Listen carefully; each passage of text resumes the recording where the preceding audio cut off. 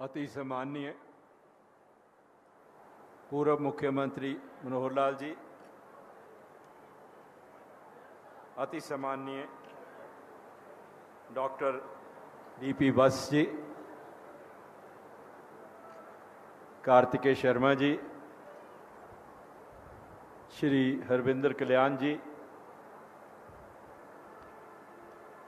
श्री महावीर गुड्डू जी, शक्ति रानी जी, member parliament Bhatia जी, श्री जोगेश्वर दत्त जी, श्री जिलेराम चोचड़ा जी, Shri Masoom Sharma ji, Shri CM Shukla ji, Hariram Dixit जी,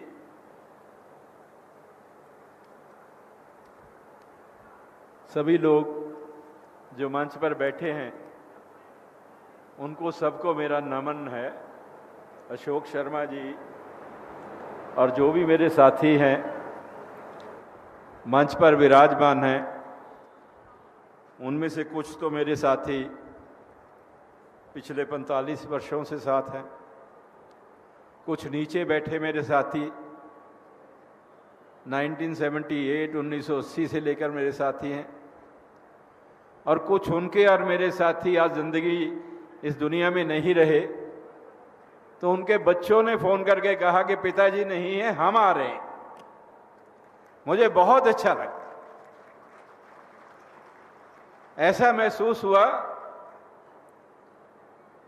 कि जैसे परिवार के सदस्य ने आज भगवान परशुराम जी के जन्मोत्सव पर एक परिवार में इकट्ठे होकर इस जन्मोत्सव को मनाने के लिए पूरे समस्त हरियाणा के कोने कोने से लोग यहां पर आए। मैं ये भी समझता हूं कि सुबह 11 बजे से आप लोग यहां पर बैठे हैं और 4 घंटे बीत गए, निरंतर आप बैठे हुए हैं। कुछ लोग पानी पीने जाते हैं तो कुछ लोग उनकी जगह पर बैठ जाते हैं। चारों तरफ, इस तरफ धूप है, उस तरफ धूप है, थोड़ा सा कमी रही है हम में, माफ करना। जितनी छाया यहां थी उतनी छाया मेरे हिसाब से यहां भी होनी चाहिए थी। यहां सीधी धूप पड़ रही है, यहां बैठना बहुत मुश्किल है, फिर भी जो लोग यहां बैठे हैं वो हाथ खड़े करके बैठे हैं। बहुत बहुत धन्यवाद भाई।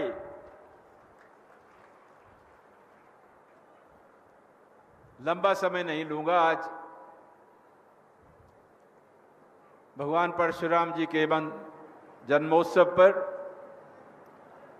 3 नारे मेरे साथ लगाइए, 3 बार एक नारा।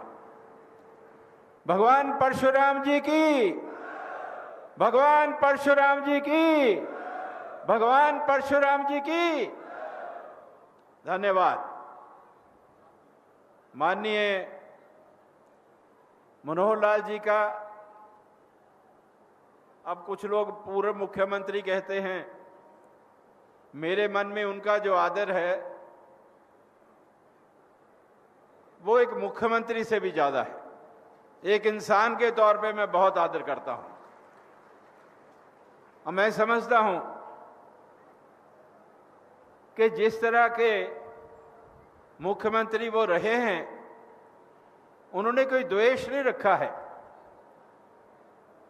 गरीब को नौकरी मिल जाए, पारदर्शिता हो,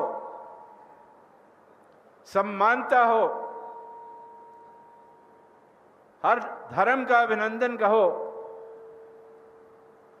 हर किसी में से एक जैसा व्यवहार, हर समाज के हिस्से को आगे बढ़ने के लिए बराबर का मौका,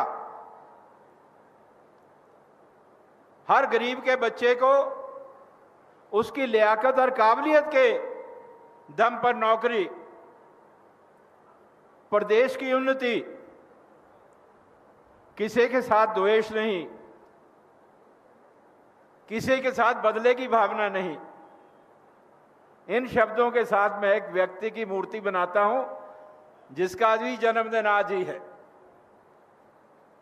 मैं उनको भी जन्मदिन की बधाई देता हूं।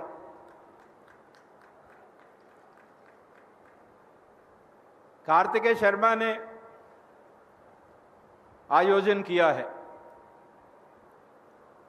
उसके मन में सेवा का भाव है, सेवा भाव से प्रेरित है। भगवान परशुराम जी के बारे में मैं नतमस्तक होकर यही बात कह सकता हूं कि जो शिक्षा उन्होंने हमें दी है, वो शिक्षा समाज के लिए और हर व्यक्ति के लिए है। ये उन्हीं की शिक्षा है कि ना जुल्म करना है, ना जुल्म सहना है। जो जुल्म करता है उसका मुकाबला करना है,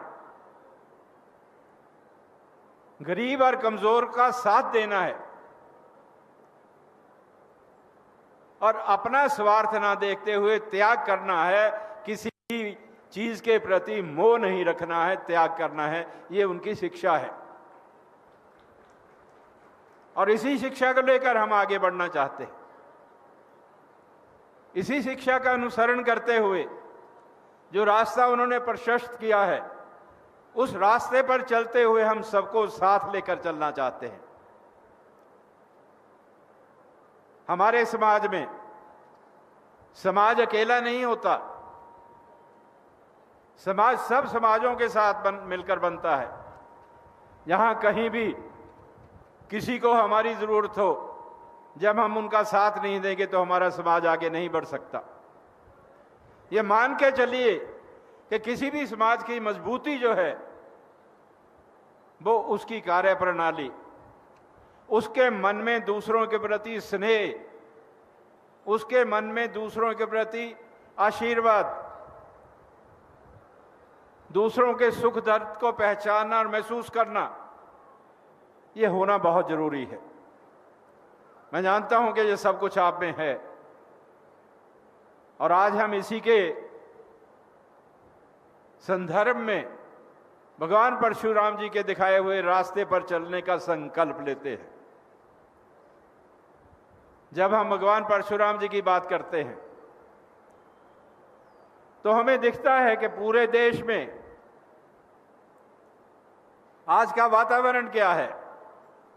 अभी मुझसे पहले वत्स जी बोलकर गए थे, डीपी वत्स जी, तो मुझसे उन्होंने एक प्रश्न पूछा कि क्या मैं ज्यादा लंबा और राजनीतिक भाषण दे गया। तो मैंने वत्स जी से यही कहा था कि जनरल साहब, राजनीति जो है सामाजिक कार्य से कभी अलग नहीं हो सकती। आपने अगर राजनीतिक भाषण ना दिया होता तो ये भाषण ही नहीं था। राजनीति को क्यों अलग नहीं कर सकते हम? कोई राजनीति बुरी चीज नहीं है, मान के चले। कोई मन में शंका मत रखिए। राजनीतिक करने वाले कुछ लोग शायद अच्छे ना हो। अगर राजनीति आपकी दी हुई ताकत को आपके लिए ही इस्तेमाल करने के लिए की जाती है तो वो राजनीति अच्छी राजनीति। अगर कोई अपने स्वार्थ के लिए उसका इस्तेमाल करता है तो वो राजनीति का फायदा उठा रहा है, वहां राजनीति बदनाम होती है।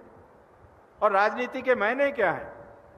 राजनीति एक जरिया है सत्ता प्राप्त करने का, और भाई सत्ता के बिना बड़ा मुश्किल है, काम नहीं हो सकते। कार्तिक जी गिना रहे थे यहां पर कि 13 काम उन्होंने माननीय मनोहर लाल जी को कहे, तो 10 काम उन्होंने उसी वक्त कर दिए जब ब्राह्मण महासंघ हुआ था पिछले वर्ष। तो भाई सत्ता अगर पास हो और उसका सदुपयोग किया जाए, लोगों के लिए किया जाए, लोगों के भले के लिए किया जाए, आपके बच्चों की नौकरियों के लिए किया जाए, तो वो सत्ता तो अच्छी बात है। लेकिन अगर उसका दुरुपयोग हो, समाज को बांटने की कोशिश की जाए, समाज को नीचा दिखाने की कोशिश की जाए, तो भाई वो तो फिर राजनीति है जो अच्छी राजनीति नहीं है। आज देश की स्थिति पिछले 10 वर्षों में माननीय प्रधानमंत्री मोदी जी के नेतृत्व में जितनी प्रगति हुई है उतनी पिछले 50 वर्षों में नहीं हुई।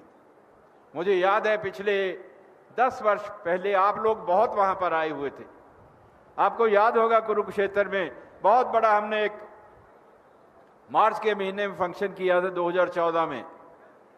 मैंने तब भी यही कहा था कि देश का भविष्य जो है मोदी जी के हाथों में सुरक्षित है। आज भी यही कह रहा हूं। आपको याद है ना, मार्च में जब हम कुरुक्षेत्र में फंक्शन किया था, 10 साल पुरानी बात है। लेकिन आज भी आप लोग यहां पर आए हैं तो आज एक बात का मुझे गर्व है, क्योंकि हमारे ही समय में देखा गया है कि कश्मीर की हम बोल देते हैं 370 की धारा को हटा दिया। अरे उसके हटने से आज जो कश्मीर में शांति है, तो एक उम्मीद जागी है। वहां के हजारों पंडित जो वहां से निकाल दिए गए थे, उनके मन में एक उम्मीद जागी है कि हमारा देश है, हम जा सकते हैं। और मुझे उम्मीद है कि वो अपने घर वापस जाएंगे और उनको उतना ही स्थान मिलेगा। मैं ज्यादा आपका समय नहीं लूंगा। जहां सम्मान और इक्वल अपॉर्चुनिटी की बात करते हैं, हम इस बात को मानते हैं कि संविधान की रचना बाबा साहब ने की और संविधान हमें बहुत प्यारा है और संविधान के तहत ये कार्य हम कर रहे हैं। माननीय पूर्व मुख्यमंत्री जी नहीं, माननीय मनोहर लाल जी,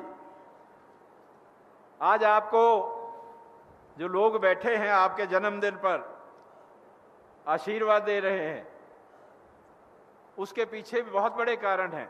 ये देखिए,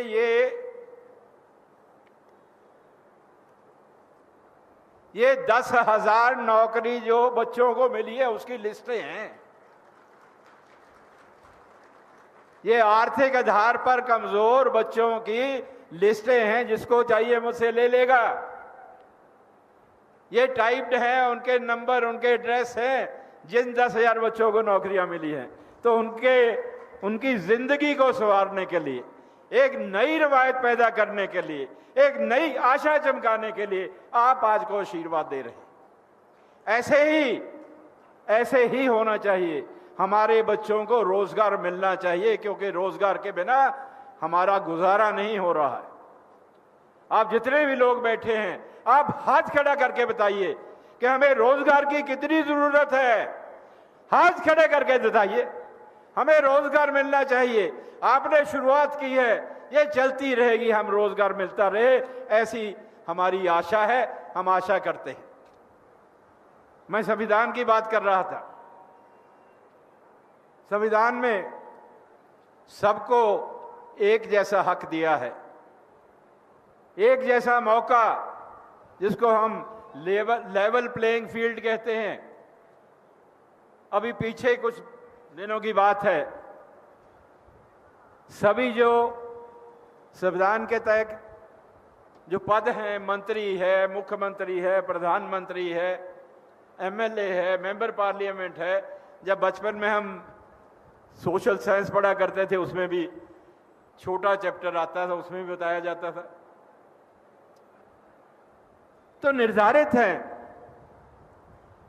बाला साहब ने कहीं भी संविधान में नहीं लिखा है कि ये पद किसी खास व्यक्ति के लिए या खास समाज के अंग के लिए दिया जाएगा। ऐसा कुछ नहीं है। इस देश का नागरिक, चाहे वो गरीब है, चाहे अमीर है, चाहे वो किसान है, मजदूर है, व्यापारी है, वो किसी भी समाज के से संबंध रखता है, उसको हक बनता है कि देश की किसी भी पोजीशन पे पहुंच सकता है, बड़ी से बड़ी पोजीशन पे पहुंच सकता है।